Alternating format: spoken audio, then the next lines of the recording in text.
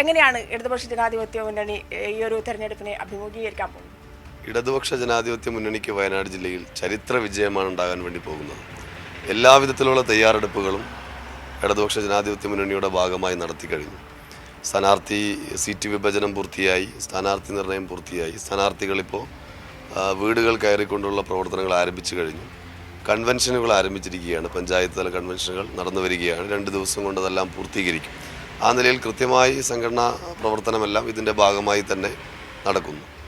വളരെ ആത്മവിശ്വാസത്തോടു കൂടിയാണ് ഇടതുപക്ഷ ജനാധിപത്യ മുന്നണി പ്രവർത്തകരാകെ രംഗത്തിറങ്ങുന്നത്. കാരണം കേരളത്തിലാകെ ഇടതുപക്ഷ ജനാധിപത്യ മുന്നണി സർക്കാർ ജനങ്ങളെ ചേർത്ത് നിർത്തുന്ന പ്രവർത്തനങ്ങൾ നമുക്കെല്ലാവരുടെയും മുമ്പിലുണ്ട്. അതോടൊപ്പം തന്നെ വയനാട്ടുകാരോട് സവിശേഷമായ ഒരു കരുതലാണ് ഇടതുപക്ഷ ജനാധിപത്യ മുന്നണി സർക്കാരിൻ്റെ ഭാഗത്തുണ്ടായിട്ടുള്ളത്. ദുരന്തവുമായി ബന്ധപ്പെട്ടുകൊണ്ട് ദുരന്തത്തിൻ്റെ ആ ദിവസം മുതൽ ഇന്ന് വരെയുള്ള ദിവസങ്ങളും ദുരന്തബാധിതരെ ചേർത്ത് നിർത്തിക്കൊണ്ട് മുന്നോട്ട് പോകുന്നു. ടൗൺഷിപ്പിൻ്റെ നിർമ്മാണം അതിവേഗതയിൽ പൂർത്തീകരണ ഘട്ടത്തിലേക്ക് എത്തുന്നു. വയനാടിൻ്റെ സ്വപ്ന പദ്ധതികളായി വയനാട്ടുകാർ എത്രയോ കാലങ്ങളായി ആവശ്യപ്പെട്ടുകൊണ്ടിരിക്കുന്ന ഒരുപാട് പദ്ധതികളുണ്ട്. ആ പദ്ധതികൾക്കെല്ലാം പ്രതീക്ഷ നൽകുന്ന നിലയിലും യാഥാർത്ഥ്യത്തിലേക്ക് കടക്കുന്ന നിലയിലേക്കും മാറുകയാണ്. ഇപ്പോൾ നമ്മുടെ തുരങ്കപാതയാവട്ടെ 2134 കോടി രൂപ ചെലവഴിച്ചുകൊണ്ടുള്ള തുരങ്കപാതയുടെ നിർമ്മാണം അതിവേഗതയിൽ നടന്നു വരുന്നു. പൂഴിത്തോട് പടിഞ്ഞാറത്തറ ബദൽപാത എന്നത് 1994 തറക്കല്ലിട്ടുകൊണ്ട് അവസാനിപ്പിച്ചതാണ് ആ ഘട്ടത്തിൽ. പക്ഷേ അതിന് പുതുജീവൻ നൽകിക്കൊണ്ട് 1.5 കോടി രൂപ മാറ്റിവെച്ച് അതിൻ്റെ അലൈൻമെൻറ്റ് ഉൾപ്പെടെ അംഗീകാരം കൊടുക്കുന്ന നിലയിലേക്ക് മാറി. വയനാട്ടുകാരെ സംബന്ധിച്ച് ഏറ്റവും പ്രധാനപ്പെട്ട ഒരു കാര്യമാണ്. വയനാടിൻ്റെ ആരോഗ്യ മേഖലയിൽ വയനാട് മെഡിക്കൽ കോളേജ് എന്നത് എത്രയോ കാലത്ത് ആവശ്യമായിരുന്നു, യാഥാർത്ഥ്യമായിരിക്കുന്നു. വയനാട്ടുകാരിൽ ആയിട്ടുള്ള കുട്ടികൾക്കുൾപ്പെടെ പഠിക്കാൻ കഴിയുന്ന നിലയിലേക്ക് മെഡിക്കൽ വിദ്യാഭ്യാസവും ആരംഭിച്ചിരിക്കുന്നു. ചികിത്സാ സൗകര്യവും മെച്ചപ്പെടുത്തിയിരിക്കുന്നു. വയനാട്ടുകാരുടെ തോട്ട മേഖലയുമായി ബന്ധപ്പെട്ടുള്ള ഒട്ടനവധിയായ പ്രശ്നങ്ങളുണ്ട്. അപ്പോൾ മരിയനാട് തോട്ടം തൊഴിലാളികളുടെ പ്രശ്നം പരിഹരിക്കപ്പെട്ടിരിക്കുന്നു. എൽസ്റ്റൺ തൊഴിലാളികളുമായി ബന്ധപ്പെട്ട വിഷയത്തിൽ പരിഹാരമായിരിക്കുന്നു. മലയോര ഹൈവേയുടെ ഭാഗമായി റോഡുകളുടെ വലിയ വികസനമാണ് വയനാട് ജില്ലയിൽ നടന്നിട്ടുള്ളത്. പാലവും മറ്റ് അത്തരത്തിലുള്ള വികസന സൗകര്യങ്ങൾ. കൽപ്പറ്റ ജനറൽ ആശുപത്രിക്ക് വേണ്ടി 43 കോടി രൂപ മാറ്റിവെച്ചുകൊണ്ട് ചികിത്സാ സൗകര്യം മെച്ചപ്പെടുത്താനുള്ള പ്രവർത്തനം. അങ്ങനെ വിശദീകരിക്കുകയാണെങ്കിൽ ഒരുപാട് പ്രവർത്തനം വയനാടുമായി ബന്ധപ്പെട്ട ഒട്ടനവധിയായ ഇത്തരത്തിലുള്ള ആവശ്യങ്ങൾക്ക് ഈ ഗവൺമെൻറ് അങ്ങേയറ്റം പ്രാധാന്യം നൽകിക്കൊണ്ടാണ് ഇടപെട്ടത്. വയനാട് പാക്കേജുമായി ബന്ധപ്പെട്ടുകൊണ്ട് എല്ലാ വർഷവും 75 കോടി രൂപ ചെലവഴിച്ചുകൊണ്ട് വിവിധ പദ്ധതികൾ അതിന് പുറമെ നടപ്പിൽ വരുത്തുന്നു. അങ്ങനെ ഗവൺമെൻറ് വയനാട്ടിനെ ചേർത്ത് നിർത്തിയത് ജനങ്ങൾക്കെല്ലാം അനുഭവമാണ്. പൊതുവെ ഞങ്ങളുടെയൊക്കെ ലൈവൊക്കെ കൊടുത്തു കഴിഞ്ഞാൽ വയനാട്ടിലെ ഇലക്ഷനുമായി ബന്ധപ്പെട്ട് ലൈവൊക്കെ കൊടുത്തു കഴിഞ്ഞാൽ പ്രേക്ഷകർ ഇടയിൽ വന്ന് ചോദിക്കുന്ന ഒരു ചോദ്യമുണ്ട്. വയനാട്ടിലെ ജനങ്ങൾ കണ്ണു തുറക്കുന്നില്ലേ? അതായത് പാർലമെന്റ് ഇലക്ഷനൊക്കെ മുന്നിൽ കണ്ടുകൊണ്ടായിരിക്കണം. പക്ഷേ തദ്ദേശ സ്വയംഭരണ സ്ഥാപനങ്ങളുടെ തെരഞ്ഞെടുപ്പ് സംബന്ധിച്ച് അത്ര വലിയൊരു പ്രതിസന്ധി ഇടതുപക്ഷ ജനാധിപത്യ മുന്നണിക്കില്ല. കൽപ്പറ്റയിൽ 2 സീറ്റിനാണ് നഷ്ടപ്പെട്ടത്.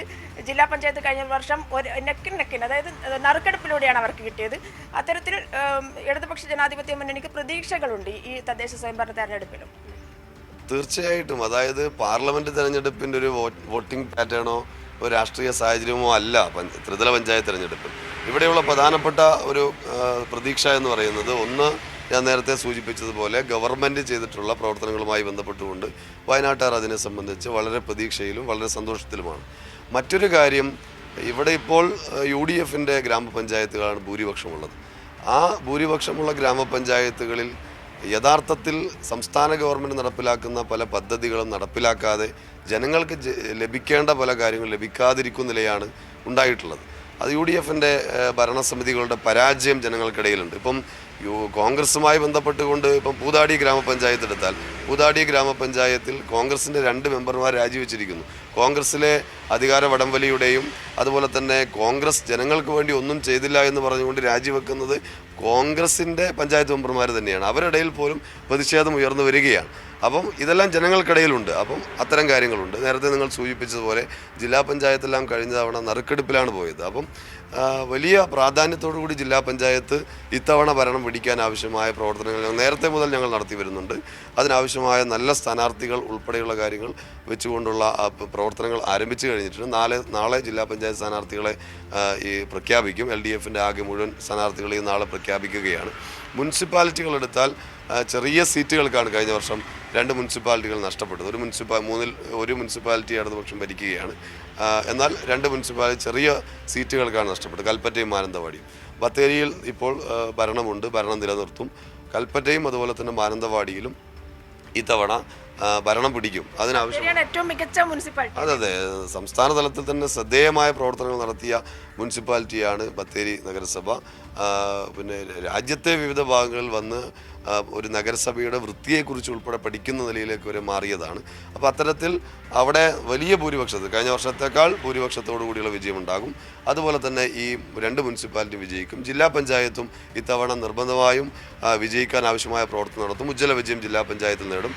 മഹാഭൂരിപക്ഷം ഗ്രാമപഞ്ചായത്തുകളും ഇടതുപക്ഷ ജനാധിപത്യ മുന്നണി വിജയിക്കും. അതിനുവേണ്ടിയുള്ള ഒറ്റക്കെട്ടായുള്ള LDFിൻ്റെ പ്രവർത്തനം നടന്നു വരുന്നു. മികച്ച സ്ഥാനാർത്ഥികളെ ആ നിലയിലുള്ള യുവാക്കളും അതുപോലെ തന്നെ സ്ത്രീകളും വിവിധ മേഖലകൾ പരിചയസമ്പന്നരായ ആളുകളും ഒക്കെ അടങ്ങുന്ന നല്ല സ്ഥാനാർത്ഥി പട്ടികയാണ് ജില്ലയിലാകെയുള്ളത്. ഒരു തർക്കവുമില്ലാതെ ഇടതുപക്ഷ ജനാധിപത്യ മുന്നണി പോവുകയാണ്. കോൺഗ്രസിനെ സംബന്ധിച്ചെല്ലാം വലിയ തർക്കങ്ങൾ ഇപ്പോൾ ജില്ലയിലാകെ പലയിടത്തും നടക്കുകയും രാജ്യവെപ്പും ഒക്കെ നടക്കുകയാണ്.